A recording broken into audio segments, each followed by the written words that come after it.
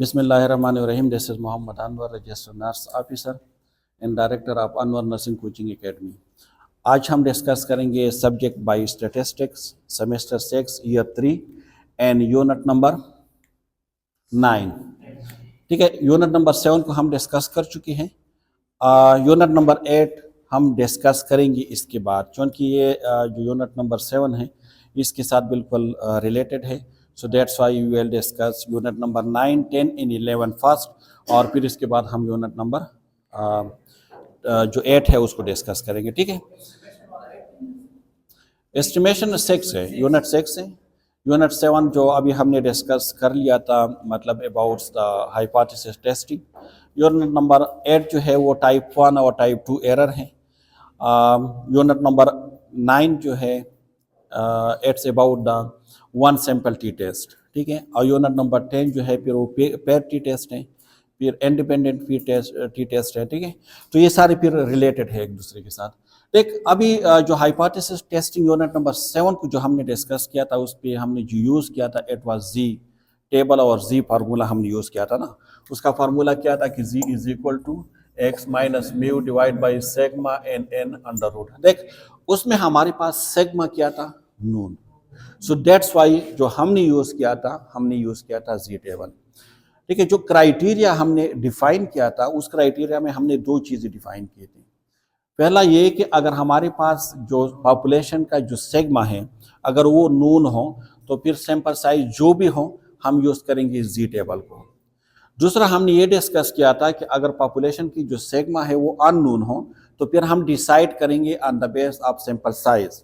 अगर sample size 30 या more than 30 है so then we will use Z. अगर 30 से कम है तो फिर हम यूज करेंगे टी। ठीक है, तो आज हम यूज करेंगे टी टेस्ट। ठीक है, टी टेस्ट की फिर टाइप है, एक है one sample t test. Name से ही जाहिर है कि वन सैंपल, हमारे पास एक ही सैंपल होंगे और इस सैंपल के ऊपर हम टी टेस्ट को इम्प्लीमेंट करेंगे। दूसरा हमारे पास होंगे टू सैंपल। टू सैंपल में फिर टू टाइप होंगे। एक हमारे पास डिपेंडेंट सैंपल होंगे, मतलब एक ही ग्रुप के ऊपर हम बिफोर एंड आफ्टर इंटरवेंशन या प्री टेस्ट और पोस्ट टेस्ट भी उसको कहते हैं, हमारे पास एक ही ग्रुप होंगे। और एक हमारे पास होंगे इंडिपेंडेंट ग्रुप, दो मुख्तलिफ ग्रुप, फॉर एग्जांपल मेल और फीमेल। ठीक है, तो इसको हम करेंगे, या केस एंड कंट्रोल, तो उसको कहते हैं इंडिपेंडेंट सैंपल। तो तीन टी टेस्ट में हम करेंगे।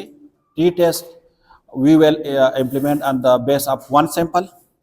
टू सैंपल में हम डिपेंडेंट सैंपल के ऊपर इम्प्लीमेंट करेंगे और इंडिपेंडेंट सैंपल की। तो ये 3 यूनिट्स हैं।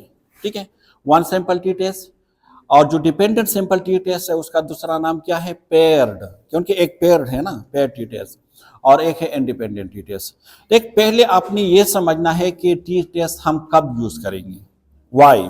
अगर हमारे पास जी है, जी फार्मूला है, तो हम फिर उस क्यों जाते हैं, मतलब हम उसको क्यों इम्प्लीमेंट करते हैं। ठीक है, उसके रीजन क्या है, तो आपने सबसे पहले वो समझना है। ठीक है, क्योंकि फार्मूला अगर आप देख लें तो उसका फार्मूला क्या है, T is equal to x minus mu divide by s divide by n under root. वही फार्मूला है, लेकिन सिग्मा की जगह आप सैंपल की जो स्टैंडर्ड डिविएशन है वही लेते हैं। ठीक है, क्योंकि ये हमारे पास अननोन है। अगर जब आपके पास ये अननोन होंगे और सैंपल साइज लेस देन 30 होंगे so then you will use this formula. ठीक है, अगर वन सैंपल है सो T1 आप उसको लिख सकते हैं। ठीक है, वन सैंपल के लिए आप उसको कर रहे हैं। देख, अगर आपके पास सैंपल साइज कम है और आप उसके ऊपर जी टेबल को या जी फार्मूला को आप इम्प्लीमेंट करोगे तो आपके पास जो अनसर्टेनिटी है उसकी चांसेस बढ़ जाते हैं। आपके पास जो रिजल्ट आते हैं ना वो रिलायबल रिजल्ट नहीं होते, आप उसके ऊपर रिलाई नहीं कर सकते, मतलब वो सर्टेनिटी जो उसके अंदर है वो कम हो जाते हैं। और अनसर्टेनिटी क्या है, गैर यकीनी हम जो उसको कहते हैं, मतलब आप यकीन के साथ नहीं कह सकते कि हाँ मैं जो ये कह रहा हूँ ये ठीक है, उसको कहते हैं अनसर्टेनिटी, गैर यकीनी। मतलब आप जो क्लेम करते हो ना, हम क्लेम करते हैं ना कि मतलब अगर आप किसी चीज़ को एस्टिमेट करते हैं या अगर आप नल हाइपोथेसिस को रिजेक्ट करते हैं या एक्सेप्ट करते हैं ना, तो आप एक क्लेम करते हैं और ऑन द बेस आप कहते हैं कि मैं 95% कॉन्फिडेंस के साथ मैं ये कह रहा हूँ, 90%, 91%, 99% कॉन्फिडेंस के साथ ये कह रहा हूँ। तो फिर अगर आप कम सैंपल साइज पे फॉर एग्जांपल आपके पास सैंपल साइज 5 है और 5 के ऊपर अगर आप जी फार्मूला को यूज करोगे, यू कैन यूज, आप यूज कर सकते हो, ऐसा कोई नहीं है कि आप यूज नहीं कर सकते। लेकिन इसके ड्रॉबैक क्या है कि एंड में जो रिजल्ट आएंगे ना, आप यकीन के साथ ये नहीं कह सकते कि हाँ वाकई ऐसा ही होगा। ठीक है, जो अनसर्टेनिटी है वो इंक्रीज हो जाएंगे। क्लियर? आपके जो आप यानी यकीन से आप नहीं कह पाओगे। तो इसलिए जो है ना, हम उसको यानी जो अनसर्टेनिटी है उसको कंपनसेट करने के लिए हम टी टेस्ट यूज करते हैं कम सैंपल पे। समझ में आ गया आपको? हाँ, ज्यादा पे हम क्यों यूज नहीं करते? क्योंकि एक जगह जितने सैंपल साइज कम होंगे, अगर आप टी टेस्ट यूज करोगे तो ये जो अनसर्टेनिटी है उसको क्या करते हैं? कंपनसेट करते हैं। ठीक है, लेकिन अगर 120 पे, अगर आपके पास सैंपल साइज कितने हैं? 120, तो 120 पे आपकी जो टी और जी ये दोनों इक्वल हो जाते हैं। ये एमसीक्यूज में अक्सर आते हैं कि कौन से सैंपल साइज पे आपके पास जो टी टेस्ट है या जी टेस्ट है उसके सेम रिजल्ट आएंगे। ठीक है, तो 120 तक अगर आप सैंपल साइज को बढ़ा देंगे तो इसका मतलब ये है कि फिर आपके पास टी और जी सेम रहेंगे। आप टी यूज करें, जी यूज करें, फिर उसमें सर्टेनिटी और अनसर्टेनिटी का क्वेश्चन नहीं होंगे। ठीक है, तो आपके पास क्या टी टेस्ट आप कब यूज करते हैं? क्योंकि हमने तो जी की बात की थी, अब टी टेस्ट आप कब यूज कर सकते हैं? ठीक है, मतलब टी टेबल आप कब यूज कर सकते हैं? The first condition is what? When sigma is unknown. ठीक है, जो पॉपुलेशन की सिग्मा है, जब ये अननोन हो तो आप क्या यूज करोगे? T test. अगर नोन हो तो देन आप क्या यूज करोगे? जी टेस्ट। दूसरा क्या है? दूसरा ये है कि अगर आपके पास सिग्मा अननोन है और सैंपल साइज लेस देन 30 है, लेस देन 30, ये आपके पास जो सैंपल साइज है। ठीक है, so then you will use t test. ये कंडीशन अगर हो तो आप टी टेस्ट को यूज करोगे। ठीक है, क्लियर? एक और कंडीशन कि आपके पास जो डेटा है ना, डेटा वो नॉर्मली डिस्ट्रीब्यूटेड हो। ये कंडीशन उसमें भी था ना, जी टेबल में भी यही था, इसमें भी यही कि वो नॉर्मली डिस्ट्रीब्यूटेड हो। और इसमें हम क्या मालूम करते हैं? आपको पता है डिग्री ऑफ फ्रीडम। क्या मालूम करते हैं? Degree of freedom. टेबल में हमने मालूम कर दिया था ना, डिग्री ऑफ फ्रीडम का फार्मूला क्या था? n-1। अगर आपके पास सैंपल साइज अगर आपके पास 20 है तो 20 - 1 डिग्री ऑफ फ्रीडम क्या होंगे? 19। क्लियर? तो आप डिग्री ऑफ फ्रीडम मालूम करते हैं। आप एक बात याद रखिए, जितना डिग्री ऑफ फ्रीडम आप इंक्रीज करते जाओगे तो इतना आपकी जो ये नॉर्मल जो कर्व हम बनाते हैं ना, वो आपके पॉपुलेशन की जो सिग्मा है ना उसको क्लोज होते जाएंगे। ठीक है, क्लोज किस तरह मैं आपको बता देता हूं। अगर आपके पास सैंपल साइज, इसको मैं मिटा सकता हूं भी,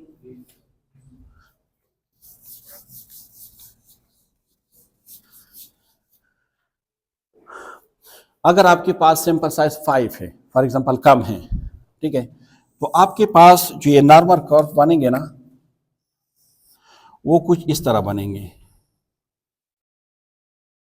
ठीक है, फिर भी नॉर्मल डिस्ट्रीब्यूटर हो रहे हैं, लेकिन ये जो कर्व है ये थोड़ा स्ट्रेट बन रहे हैं। जैसे अब डिग्री फ्रीडम को आप अगर इंक्रीज करोगे थोड़ा तो ये फिर इस तरह बनोगे। ठीक है, अगर आप उसको और इंक्रीज करोगे तो फिर ये इस तरह बनेंगे। ठीक है, अगर आप उसको 120 पे लेकर जाओगे तो फिर ये जी टेबल की तरह बनेंगे बिल्कुल। क्लियर? 120 पे ये बिल्कुल। ठीक है, ये अगर फॉर एग्जांपल आपके पास 5 है, ये अगर आपके पास 10 है, ये अगर आपके पास 20 है, फॉर एग्जांपल मैं आपको बता रहा हूं। ठीक है, तो जितना आपके पास डिग्री ऑफ फ्रीडम इंक्रीज होंगे इतने आपके पास जो ये कर्व है ये कोशिश करेंगे नॉर्मल कर्व बनने की। ठीक है, और 120 पे अगर आप उसको लेकर जाओगे तो जिस तरह जी टेबल के लिए जो कर्व बनते हैं इसी तरह इसके लिए भी बनेंगे। क्लियर? ये इसके मुकाबले में फ्लैट होते हैं थोड़े। क्यों? सैंपल साइज कम है। अगर आपको याद हो तो हमने कहा था ना कि कौन से ऐसे फैक्टर है जो मतलब उसके ऊपर करते हैं इफेक्ट, तो उसमें एक आपके पास सैंपल साइज था। ठीक है, तो यहाँ पे भी आप उसको प्रूव कर सकते हैं कि अगर आपके पास सैंपल साइज, देख अगर आप इस पे अभी जी टेबल यूज करोगे ना, फिर आपके पास जो अनसर्टेनिटी है इट विल बी इंक्रीज। यहां तक क्लियर है? सही है।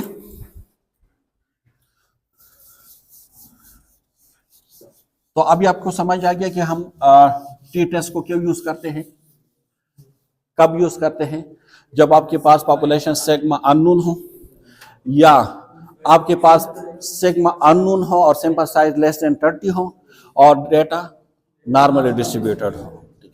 हमने ये भी कहा कि आप जितना डिग्री ऑफ फ्रीडम को इंक्रीज करोगे, इतना आप जो पॉपुलेशन सिग्मा है उसको आप क्या क्लोज होती जाओगे, आप अप्रॉक्स करोगे। और ये एमसीक्यूज में आते हैं कि कब जो आपकी टी टेबल है या कि जो टी वैल्यू है, कब वो अप्रॉक्स हो जाते हैं आपके पॉपुलेशन सिग्मा की, जब आप उसकी डिग्री ऑफ फ्रीडम को इंक्रीज करोगे। और मैंने आपको प्रूव कर दिया कि अगर सैंपल साइज कम है तो कितना और ज्यादा है तो कम। अच्छा मुझे बता देना कि हम क्यों यूज करते, क्या मतलब हम सैंपल साइज 5 क्यों ले रहे हैं? ठीक है, मतलब 30 ले ले, बस आसानी से जी टेबल उसके ऊपर इंप्लीमेंट करें, ठीक है, तो जरूरत ही नहीं है। देख कभी कभार आपकी मजबूरी बन जाते हैं। क्या बन जाते हैं? मजबूरी। फॉर एग्जाम्पल आप किसी वार्ड में काम करते हो और उस वार्ड में आप एक मेडिसिन की इफेक्ट देखना चाहते हो। उस वार्ड में जो आपके पास टोटल पेशेंट हैं उसमें से 5 या 10 पेशेंट ऐसे हैं जिसको वही मेडिसिन मिल रही है, बाकी को नहीं मिल रही है। तो आप सैंपल साइज उसमें से लोगे ना जिसको वही मेडिसिन मिल रही है। फॉर एग्जांपल आप सेप्टेक्सोन के ऊपर आप कर रहे हो कोई रिसर्च, तो आप सिर्फ उस डेटा को लोगे, उस पेशेंट की डेटा को जिसको वो मेडिसिन मिल रहे हो। तो अगर आपके पास टोटल पेशेंट 10 है तो 10 को आप 30 तक तो नहीं ले जा सकते ना, तो मजबूरन आप ही 10 लोगे। फॉर एग्जाम्पल अगर इस क्लास में हमारे पास जो फीमेल है वो कितने हैं? 3 है। अब मैं फीमेल पे रिसर्च करना चाहता हूँ कि हमारी कौन सी इस फीमेल उस फीमेल, तो टोटल को अगर भी टोटल सेमेस्टर की फीमेल को भी अगर हम इकट्ठे करें तो 20 या 22 बन जाएंगे। ठीक है, तो मैं 30 से ऊपर उसको किस तरह लेकर जाऊं? तो मजबूरन मेरे पास जो सैंपल आएंगे, sample size it will be decrease. और जब हमारे पास सैंपल साइज डिक्रीज होंगे, 30 से कम होंगे और हमें पॉपुलेशन की जो सिग्मा है उसके बारे में पता नहीं है, सैंपल स्टैंडर्ड डिविएशन हमारे पास मालूम है, तो फिर हम क्या करेंगे? टी टेस्ट को इम्प्लीमेंट करेंगे। ठीक है, एक। दूसरा ये कि टी टेस्ट आप तब यूज कर सकते हैं जब आपके पास 1 या 2 ग्रुप हो। अगर 2 ग्रुप है तो आप कौन सा टेस्ट यूज करोगे? T test.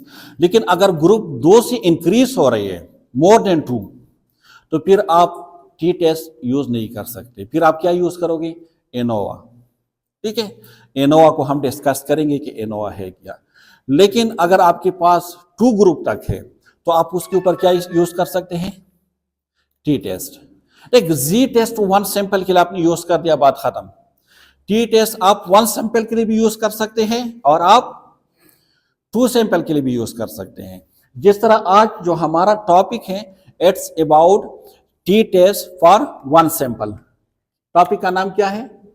T test for 1 sample. ठीक है, जब आपके पास सैंपल क्या हो? 1 हो, उसके लिए जो आप टी टेस्ट यूज करते हैं तो उसको कहते हैं टी टेस्ट फॉर 1 सैंपल।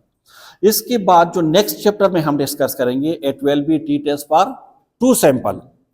तो मतलब ये कि अगर आपके पास 2 ग्रुप है तब तक आप यूज कर सकते हैं टी टेस्ट। लेकिन अगर ग्रुप 2 से इंक्रीज हो रही है तो फिर आप यूज करोगे एनोवा, फिर आप टी टेस्ट को यूज नहीं करोगे।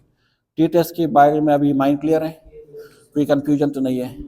चलो, अब ये बहुत आसान है, सिर्फ ये चीजें अपने एमसीक्यूज के लिए याद रखनी थी। कब टी टेस्ट यूज करेंगे, टी टेस्ट अगर हम ज्यादा सैंपल पे इंप्लीमेंट करेंगे तो क्या होगा, जी टेस्ट को कम सैंपल पे करेंगे तो इसकी क्या कॉन्सिक्वेंसेस होंगे, कितनी ग्रुप हमारे पास होगी तो हम टी टेस्ट जो है उसको यूज कर सकते हैं। ये सारी चीजें हमने डिस्कस कर दिया। डिग्री ऑफ फ्रीडम ऑलरेडी उसी दिन हम डिस्कस कर चुके थे कि डिग्री ऑफ फ्रीडम, जब आप टेबल को जो टी टेबल है जब आप उसको रीड करते हैं, उसी दिन हमने कर दिया था और स्लाइड में हम दिखाएंगे भी, या उस पर एक शॉर्ट वीडियो दोनों टेबल पे हम बनाएंगे। ठीक है, क्या आपके पास ये अगर टी टेबल है तो यहाँ पे आपके पास होते हैं degree of freedom. Degree of freedom 1, 2, 3 इसी तरह 29 तक। ठीक है, इससे आगे भी है 120 तक, लेकिन अगर 30 से अबाव है तो फिर आप जी टेबल यूज करते हैं, तो इसका कोई इतना बेनिफिट नहीं है। अब यह इस degree of freedom, degree of freedom आप किस तरह, सबसे पहले आप डिग्री ऑफ फ्रीडम को मालूम करोगे। डिग्री ऑफ फ्रीडम किस तरह मालूम कर सकते हैं? आपके पास फार्मूला है n-1। अगर आपके पास सैंपल साइज जो भी है, फॉर एग्जांपल आपकी सैंपल साइज है 15, सो 15 एज यूर n, तो n-1, so 15 - 1 is equal to 14। तो आपके पास डिग्री ऑफ फ्रीडम क्या होगी? 14। फिर आपने यहाँ पे 14 में देखना है, ठीक है। और इसके बाद आपने जो आपके पास लेवल ऑफ सिग्निफिकेंट है, मतलब अल्फा है, अल्फा को आपने देखने कि आपके पास अल्फा क्या है।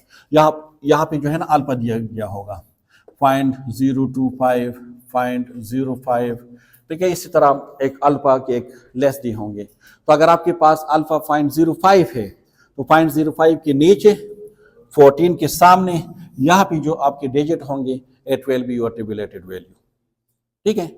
जिस तरह हमारे पास ये टेबल है ना, ये टेबल है, इस टेबल में आप देख सकते हैं, ठीक है। इस टेबल में आप देख सकते हैं ये टी टेबल है, 14 और 0.05 के नीचे जी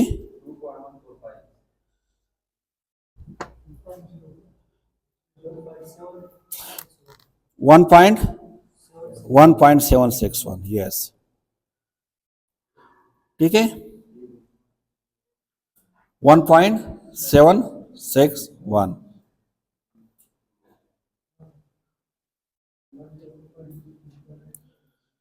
क्लियर?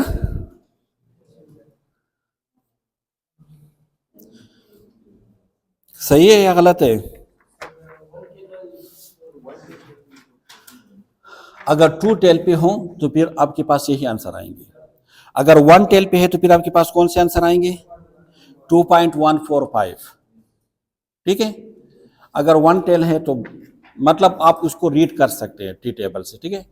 बाकी वही सेम जो यूनिट नंबर 7 में हमने डिस्कस कर दिया था ना, एलिमेंट ऑफ हाइपोथेसिस टेस्टिंग, वही एलिमेंट होंगे। सबसे पहले आपके पास होगी नल हाइपोथेसिस, फिर होगी अल्टरनेटिव हाइपोथेसिस, ठीक है। फिर इसके बेस पे आपके पास अल्फा होंगे, फिर आपके पास एजम्पशन होंगे, एज्यूम वैल्यू, फिर आपके पास फार्मूला, फार्मूले में आप फिट करेंगे, आपके पास रिजेक्शन एरिया आएंगे, क्रिटिकल वैल्यू, क्रिटिकल वैल्यू आप इस बार किस टेबल से निकालोगे? टी टेबल से। फिर आपके पास कैलकुलेटेड वैल्यू आएंगे, कैलकुलेटेड वैल्यू को आपने कंपेयर करना है क्रिटिकल वैल्यू के साथ। अगर रिजेक्शन एरिया में आपकी कैलकुलेटेड वैल्यू फॉल करते हैं so then you will reject the null hypothesis. अगर एक्सेप्टेंस एरिया में फॉल करते हैं then you will accept the null hypothesis, और इसको कहते हैं कंक्लूजन। क्लियर? चलो उस पर आप एक क्वेश्चन कर देते हैं ताकि आपके माइंड थोड़ा उसके ऊपर ज्यादा क्लियर हो।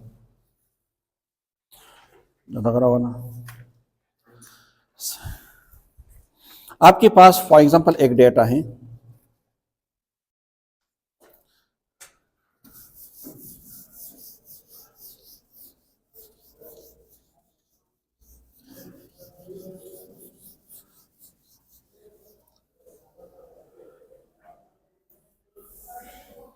आपके पास डेटा है कि मीन जो है, हाइपोथेटिक मीन, ये आपके पास है 13, ठीक है। हाइपोथेटिक मीन क्या है आपके पास? 13 है। एन जो सैंपल साइज है वो आपके पास है 25, ठीक है। जो आपके पास ट्रू मीन है, पॉपुलेशन की मीन, सैंपल की मीन, इट्स अबाउट 11.8, और आपके पास जो स्टैंडर्ड डिविएशन है सैंपल का एस 2.6, ठीक है। क्लियर? अब नल हाइपोथेसिस क्या है? नल हाइपोथेसिस ये है कि आपकी जो हाइपोथेटिक मीन है जो आप निकालोगे it will be equal to 13। ये आपकी क्या है? ये आपकी नल हाइपोथेसिस है, ठीक है। सबसे पहले आपने क्या करना है? अल्टरनेट हाइपोथेसिस बनाने हैं। और अल्टरनेट हाइपोथेसिस क्या है? कि ये जो मीन है इट्स नॉट इक्वल टू 13। सबसे पहले अपने माइंड में ये रिकॉल करना है कि दिस इज 1 टेल और 2 टेल, डायरेक्शनल या नॉन डायरेक्शनल। तो ये क्या है? 2 टेल एंड नॉन डायरेक्शनल है। Because we don't know, equal नहीं है तो मतलब क्या है? 13 नहीं है ना, तो या 14 15 हो सकते हैं या 12 11 हो सकते हैं, मतलब या ज्यादा हो सकते हैं या कम हो सकते हैं। तो हमें करेक्ट आइडिया नहीं है। जब आपके पास करेक्ट आइडिया नहीं होंगे सो देन फिर आपने क्या करना है, आपने ट्रू टेल की तरफ जाना है। क्लियर है यहां तक? इसके बाद क्या है, इसके बाद लेवल ऑफ सिग्निफिकेंट आपके पास कितना है अल्फा? 5%। क्यों? क्योंकि पेपर में नहीं दिया गया है, ठीक है, तो 0.05 है आपके पास। लेकिन चूंकि ये टू टेल है, ये टू टेल है ना, तो मतलब ये कि अल्फा 2 और अल्फा 2, तो 0.05 डिवाइड बाई 2, 0.05 डिवाइड बाई 2, तो 0.025 और 0.025 माइनस और प्लस, ठीक है, यहां तक क्लियर है। इसके बाद आपके पास फार्मूला, तो फार्मूला लिख देते हैं। फार्मूला आपके पास क्या है, T1 is equal to, T1 because this is for one sample, is equal to x minus mu divide by standard deviation n under root, ठीक है। इसके बाद आपके पास इज्यूम वैल्यू जो ऑलरेडी दिए गए हैं। अब इस वैल्यू को आपने फिट करना है फार्मूले में, ताकि आप उसकी कैलकुलेटेड वैल्यू मालूम करें। क्या मालूम करें? कैलकुलेटेड। तो आप इसमें फिट करें।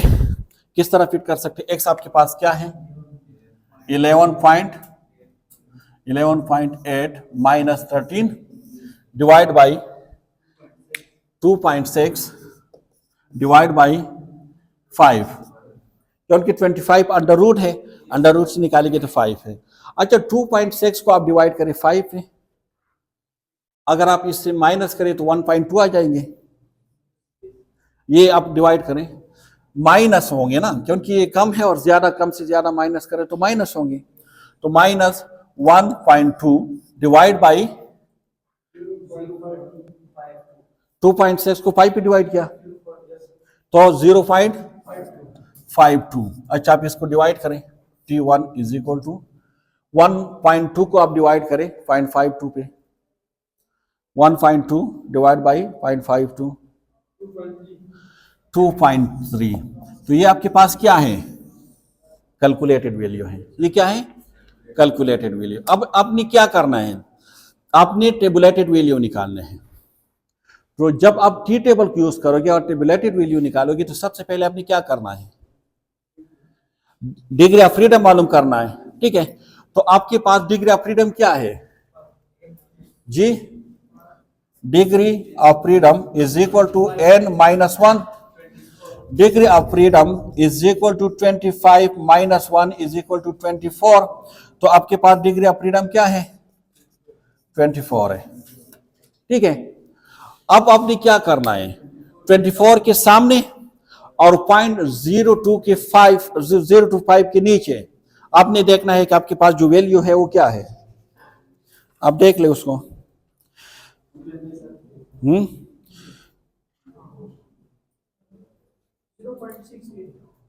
जी,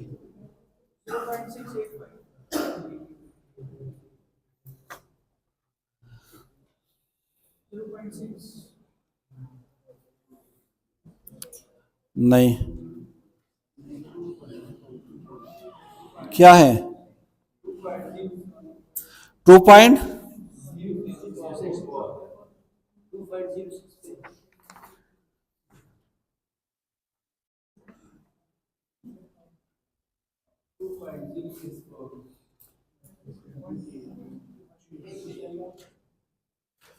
जी,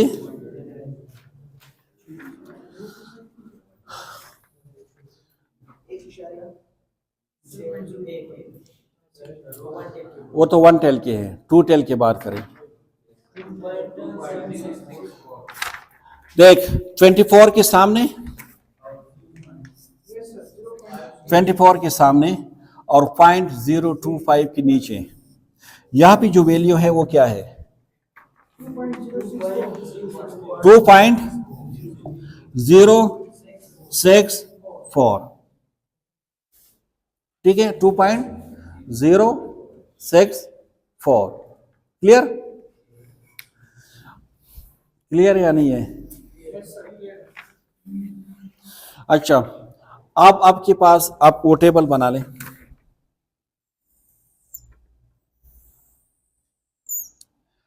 ये माइनस की तरफ है, ठीक है, यहां पे आपकी वैल्यू है 2.064 और ये आपके पास जो कैलकुलेटेड वैल्यू आई है वो है 2.3।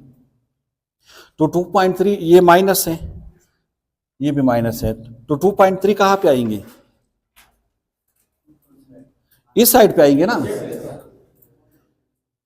2 से 2.3 ज्यादा है या कम है? लेफ्ट साइड पे बिहाइंड आएंगे ना, यहां पे आएंगे ना, यहां पे 2.3। तो इस एरिया को क्या कहते हैं?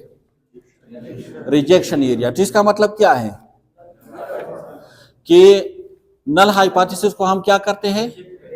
रिजेक्ट करते हैं। ठीक है, on the base of evidence में। क्लियर? चलो उसको थोड़ा चेंज कर देते हैं। सही है, इसको चेंज कर देते हैं। आपकी जो नल हाइपोथेसिस है ना उसको चेंज कर देते हैं। नल हाइपोथेसिस आपके हैं,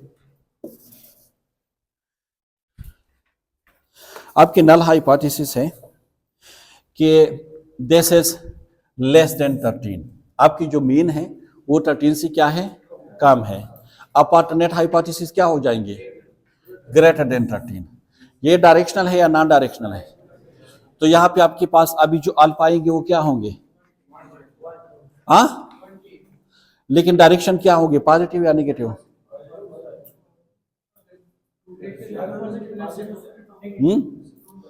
नेगेटिव की तरफ आएंगे ना। हाँ हाँ, ठीक है। तो अब दोबारा आप इस पे कर लें। यहां पे अभी टेबुलेटेड वैल्यू आपके पास चेंज आएंगे। क्या आएंगे? चेंज। क्योंकि 24 के सामने और 0.05 के नीचे आप देखने होंगे। 0.05 के नीचे देख ले। हाँ, तो अभी आपके पास जो टेबुलेटेड वैल्यू है टीवी वो क्या है? 1.711। ठीक है, अब यहां पे आपके पास जो क्रिटिकल वैल्यू आएंगे वो 1.711 आएंगे। ठीक है, आपके पास टेबुलेटेड 2.3 है, 2.3 अगेन यहां पे आएंगे। ठीक है, so you will reject the null hypothesis. ठीक है, आप नल हाइपोथेसिस को क्या करोगे? रिजेक्ट करोगे। क्लियर? क्योंकि वो एक्सेप्टेंस एरिया में फॉल नहीं करते। क्लियर? चलो एक और क्वेश्चन करते हैं। अगर स्लाइड में है तो उससे कर देते हैं या वैसे एक क्वेश्चन कर देते हैं। स्लाइड में है, अगर किसी के पास है वो स्लाइड से बता सकते हैं तो स्लाइड से बता दें, अगर नहीं है तो देख। हमारी प्लानिंग ये है ना कि स्लाइड में जितनी भी न्यूमेरिकल क्वेश्चन है, जितने भी न्यूमेरिकल क्वेश्चन हैं, चाहे मीन के हों, मोड के हों, मीडियन के हों, हम उस पर एक एक वीडियो बनाएंगे हर न्यूमेरिकल के ऊपर और इसको फिर हम अपलोड करेंगे, तो आप उसको फिर देख सकते हैं। अब मुझे बता दें, या स्लाइड से कोई बता दें या कोई भी अपने आप से एक वीडियो हम सेट करते हैं। जी देख, मैं एक बात बता रहा हूं, आप रिजेक्शन एरिया में फॉल करोगे ना, सो यू विल ऑन व्हेन, आप फिर इसको क्या करोगे? व्हेन करोगे। आप तब जीतोगे जब आप रिजेक्शन एरिया पे फॉल करोगे। अगर आप एक्सेप्टेंस एरिया पे फॉल करोगे फिर आप हार जाओगे। सही है? क्योंकि आप रिजेक्शन एरिया पे जाओगे तो आपकी जो मुखालिफ ने जो क्लेम किया था वो गलत है, लेकिन आप एक्सेप्टेंस एरिया पे आओगे तो आप उसकी क्लेम को एक्सेप्ट कर रहे हो। क्लियर? तो ये बात माइंड में रखिए कि जब रिजेक्शन एरिया पे आप फॉल करोगे तो आप जीत जाओगे, अगर आप एक्सेप्टेंस एरिया पे फॉल करोगे तो आप हार जाओगे। सही है? क्योंकि आप एक्सेप्ट करते हो ना नल हाइपोथेसिस को, तो एट्स मीन आप हार रहे हो, आप अपनी शिकस्त को तस्लीम कर रहे हो कि हाँ आपने जो कहा था बिल्कुल ठीक कहा था, मैं गलत था। लेकिन आप रिजेक्शन एरिया पे फॉल करोगे तो आप कहोगे कि देख मैंने जो कहा था वो ठीक है, आपने जो कहा था वो गलत है, मैं आपके क्लेम को रिजेक्ट करता हूं। सही है? तो ये कॉन्सेप्ट कुछ अपोजिट है। ये आप डेटा ऐसा बताओगे ना, मैं क्या बताऊं, कोई ऐसा डेटा आएगी कि वो उस पर हम ऊपर एक्सेप्टेंस पे आ जाएंगे।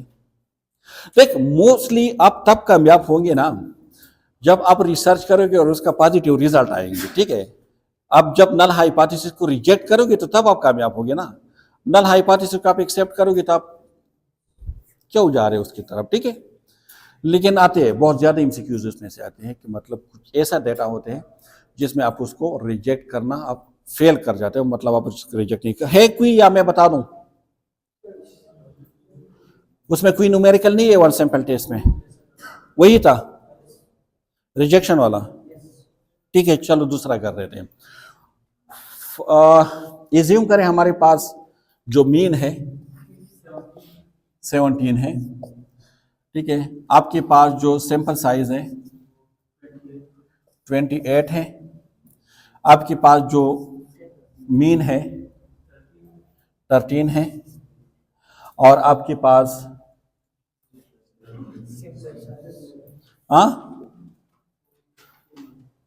सैंपल साइज तो हो गया, और स्टैंडर्ड डिविएशन आपके पास 4.4 है, ठीक है। ये आपके पास डेटा है। ये आपके पास कितने सैंपल है, कितने सैंपल है? ये एक ही सैंपल है ना। एक्स आपके पास कितने हैं? एक है। एन कितने हैं? सारे एक है ना, तो वन सैंपल है, ठीक है। तो इसको कहते हैं वन सैंपल। अब आपके पास फॉर्मूला क्या है? T1 is equal to x minus mu divide by s n under root, ठीक है। एक्स आपके पास क्या है? 17 माइनस 13। देख, सबसे पहले आप नल हाइपोथेसिस बना दें। नल हाइपोथेसिस आप कुछ भी बना सकते हैं। आप ये भी बना सकते हैं कि मीन इज इक्वल टू 13। आप ये भी बना सकते हैं कि mean is not equal to 13। आप ये भी बना सकते हैं कि मीन इज ग्रेटर देन 13। आप ये भी बना सकते हैं कि मीन इज लेस देन 13। ठीक है, आप कोई भी नल हाइपोथेसिस बना दें, कोई क्लेम कर ले, ठीक है। आपके पास नल हाइपोथेसिस है कि मीन इज लेस देन 13, ठीक है। अब ये आपका क्लेम है। मेरा क्लेम ये है कि नहीं, ये जो मीन है ना, mean this is greater than 13। सबसे पहले मुझे ये बता दें कि ये डायरेक्शनल है या नॉन डायरेक्शनल है। तो ये वन टेल है या टू टेल है? वन टेल है। तो हमारे पास जो अल्फा होंगे वो अल्फा होंगे, सिर्फ अल्फा टू नहीं होंगे। तो हमारे पास 0.05 होंगे। हाँ, अगर एमसीक्यूज में या पेपर में उसने अल्फा दिया हुआ है, so then you will use वो वाला यूज करेंगे, ठीक है। तो आपके पास जो है ये वन टेल है। क्या है? वन टेल है, मतलब आप यहाँ पे पाल करते हैं, ठीक है। अल्फा ये आपके पास 0.05 है, ठीक है। और 0.05 पे ऑलरेडी हमने मालूम कर दिया था अभी, वो 1.7, ये जो क्रिटिकल एरिया है हमने मालूम किया था कि 1.711 है, ठीक है। बार बार मालूम करने की जरूरत नहीं है। अगर बार बार आप मालूम कर सकते हैं तो यहाँ पे आपके पास 1.77 होंगे, ऐसा होगी ना क्रिटिकल वैल्यू। ये क्रिटिकल वैल्यू आएंगे ना? नहीं आएंगे, ठीक है। ये तो आप देख रहे, आप फ्रीडम पे डिसाइड करते हो ना, आप सिर्फ 0.05 पे तो डिसाइड नहीं करते, ठीक है। माइंड अभी भी आप लोगों का जो है ना, पता नहीं कहाँ पे सो रहे हो। मैं गलत कह रहा हूं, कह रहे देख, आप जो मालूम करते हो डिग्री ऑफ फ्रीडम के ऊपर मालूम करते हो, ठीक है। वो डिग्री ऑफ फ्रीडम आपके पास क्या 24 था, ये आपके पास 27 आ रहे हैं, सही है। चलो ठीक है, डेटा पुट करें। एस आपके पास क्या है? 4.4 डिवाइड बाई 28 अंडर रूट। 28 को अंडर रूट से निकाले,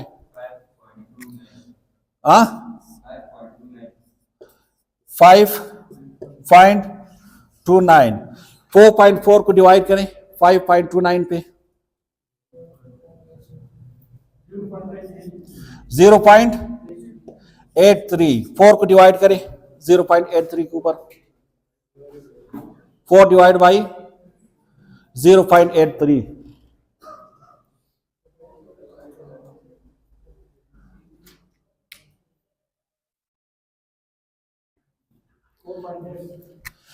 T is equal to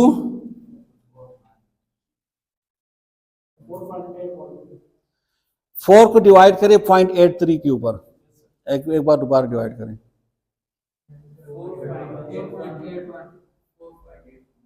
4 point, clear?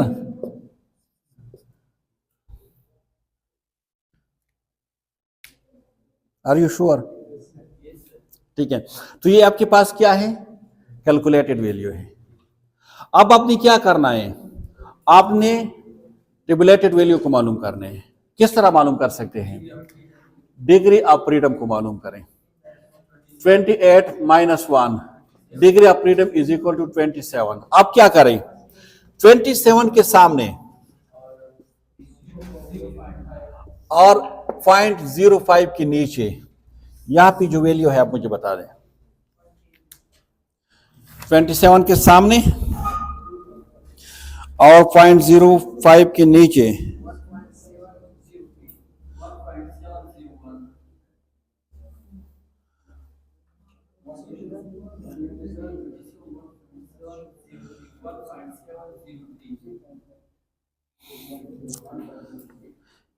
हाँ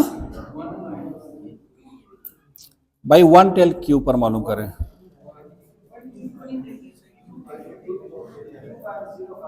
जी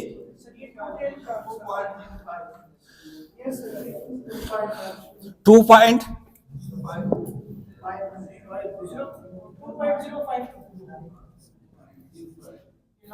ठीक है, ठीक है, तो वहां पे बिल्कुल क्लियर दिया गया है कि 1 टेल है, 2 टेल है, क्या है, क्लियर, यहां तक क्लियर है। ये आपके पास आंसर आ रहे हैं, ये आ रहे हैं।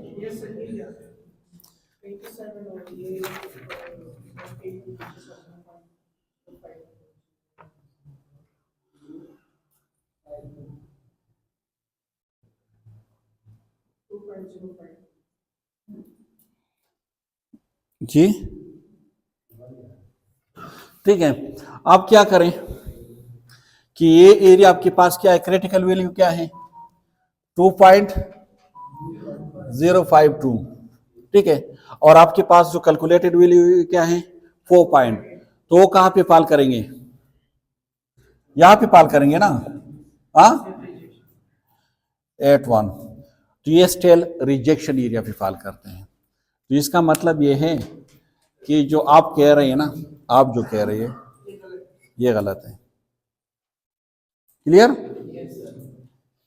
मतलब आप कह रही है कि ये 13 से ज्यादा है, नहीं ये 13 से कम है, कम है ज्यादा है, आप ठीक कह रहे हो, जो नल हाइपोथेसिस था वो गलत था, ठीक है, तो क्या हो गया, रिजेक्ट हो गया, क्लियर, रिजेक्ट हो गया। अभी क्लियर है,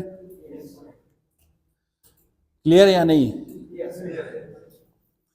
तो कोई और क्वेश्चन की तो जरूरत नहीं है मेरे ख्याल में इसके ऊपर, ठीक है। 1 सैंपल टेस्ट में हमने पहले डिफाइन किया कि टी टेस्ट को हम कब यूज करेंगे, 1 सैंपल टी टेस्ट का मतलब क्या है, कौन से क्राइटेरिया है, फार्मूला क्या है, ठीक है, ये सारी चीज़ों का, और फिर प्रैक्टिकली हमने उसके ऊपर 2 क्वेश्चन भी कर लिए, ठीक है। So I think it's enough, if you have any question so you can ask me, अगर कोई क्वेश्चन है तो आप पूछ सकते हैं। Okay, thank you so much. ये 1 सैंपल टेस्ट है, हाँ